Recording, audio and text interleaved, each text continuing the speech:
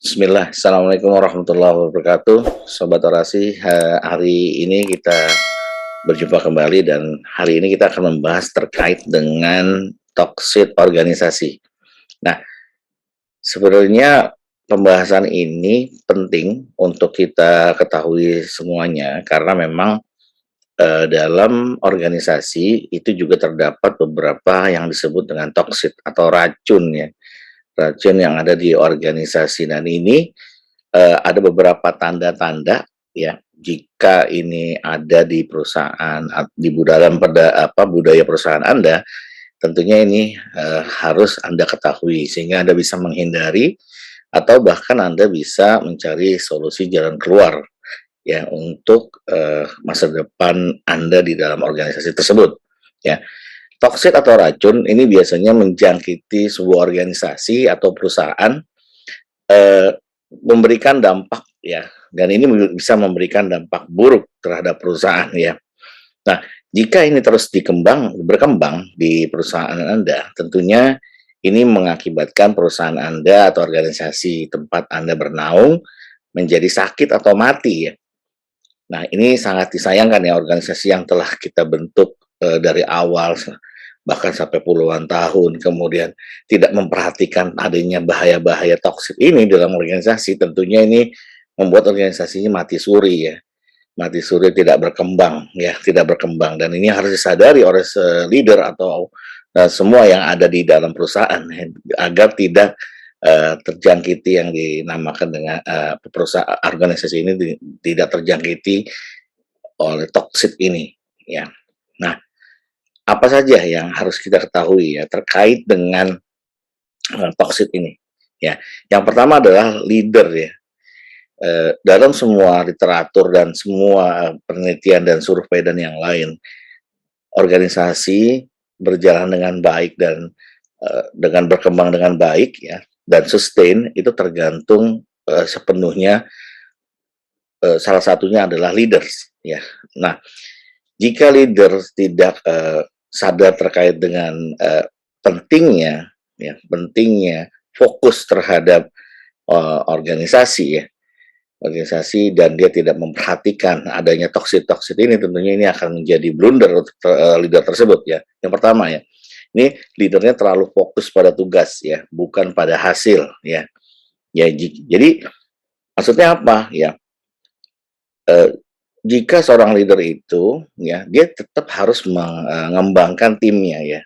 Bukan hanya sekelompok kecil tim yang dia percayai kemudian dia kembangkan, tidak.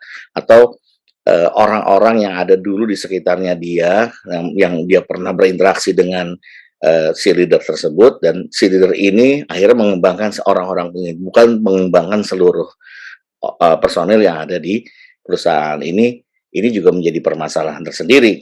Kemudian, eee, si leader itu bertanggung jawab ya, leader ini bertanggung jawab terhadap anggota tim agar anggota tim ini dapat mandiri, ya. Kemudian memiliki skill yang tinggi dan memiliki motivasi yang besar, gitu ya.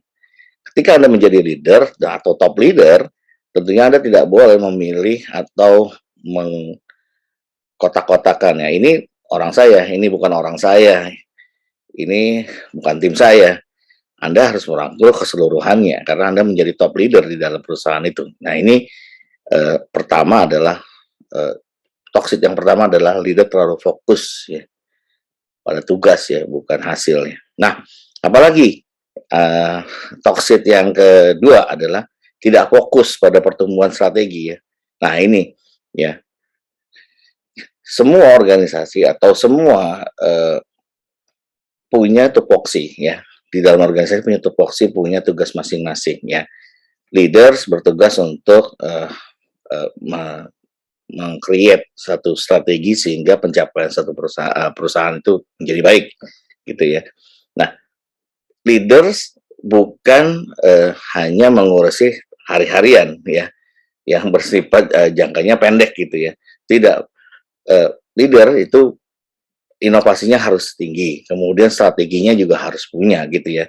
Strategi tingginya harus punya, mau kemana perusahaan ini ya dikembangkan gitu ya. Bukan hanya, terfokus pada tugas-tugas rutin, bahkan yang kecil-kecil juga diperhatikan gitu ya. ini bukan leader gitu ya.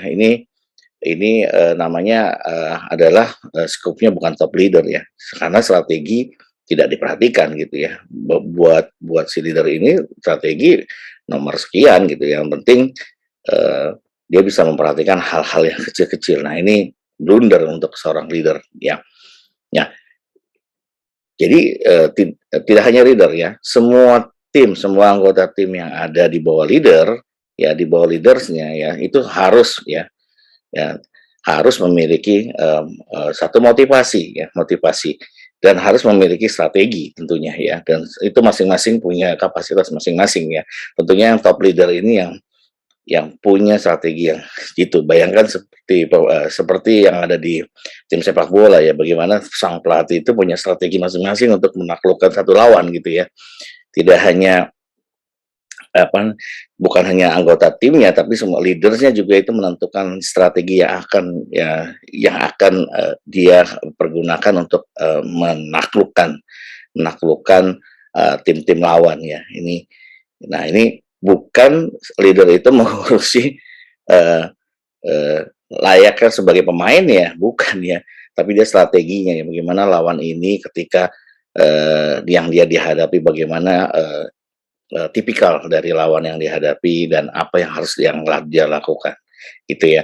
Nah, tugas masing-masing anggota tim, yang sudah memiliki skill mengimplementasikan strategi yang telah dibuat oleh seorang leader gitu ya.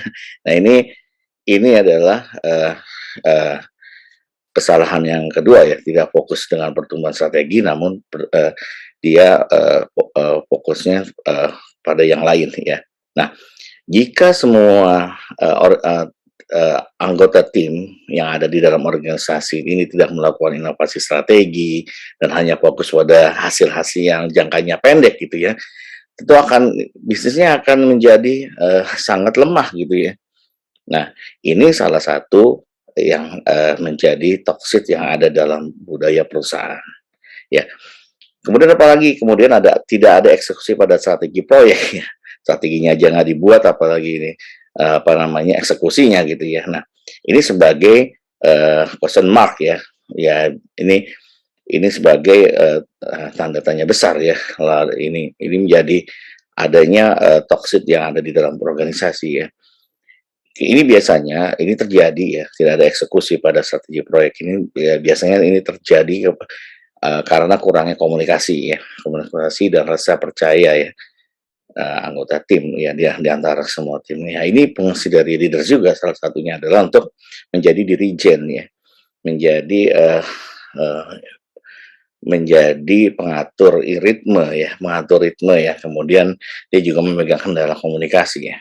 Bukan, leader yang, panggil satu anggota tim kemudian mengadu domba dengan tim yang lain, bukan itu ya tentunya, berpikir seorang leader harus lebih holistik ya, lebih holistik bukan, lebih parsial gitu ya. Nah, ini salah satu, tanda yang lain yaitu tidak ada eksekusi pada strategi proyek. Kemudian ini yang lebih parah, leader tidak menyadari perannya gitu ya. Ya kalau ketika si leader ini tidak menyadari peran di perusahaan ya, ini, salah satu tanda toxic ya di dalamnya ya. Ya makanya seorang leader ya, itu harus, dia memberikan kontribusi positif untuk perusahaannya setiap harinya ya, setiap harinya dia menjadi role model ya, role model ya. Tidak, justru dalam tanda kutip ya, eee, menjadi ajang untuk, menjadi pemicu permusuhan antar timnya gitu ya. Ini menjadi hal yang sangat buruk untuk seorang leader gitu ya. Nah, yang kelima ya atau selanjutnya ya, karyawan mengabaikan kebijakan ya. Dari tadi, eee leaders yang tidak care, kemudian dari timnya ya, yang sudah juga tidak care terhadap organisasi, ini mengakibatkan adanya kebijakan-kebijakan yang dibuat oleh seorang leader atau perusahaan itu tidak diabaikan ya, diabaikan ya oleh anggota tim atau karyawannya ya. Ini biasanya, eee, abai terhadap aturan-aturan ini, ya tadi ya, leaders tidak memberikan arahan yang jelas ya.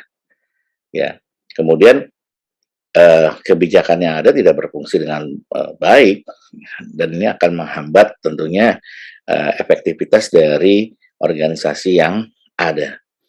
Kemudian